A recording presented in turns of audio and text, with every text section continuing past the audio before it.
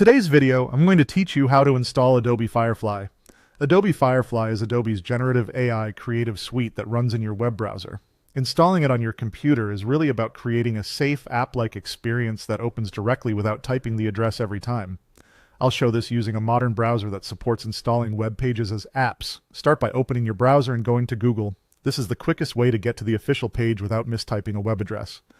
Next, in the Google search bar, type Adobe Firefly and press Enter. You should see the official Adobe result at the top. Always look for the listing that clearly shows Adobe's domain to make sure you're heading to the real site.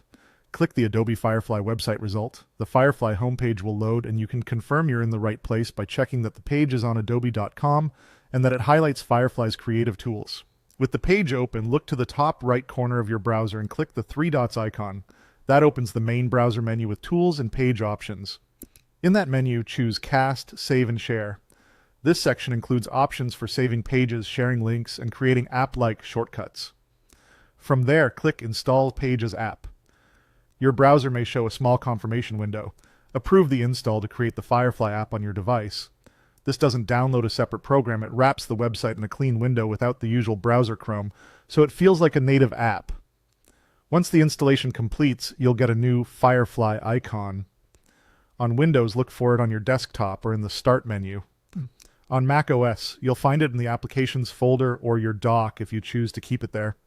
On Chromebooks, it appears in the launcher. Open it and you're ready to create.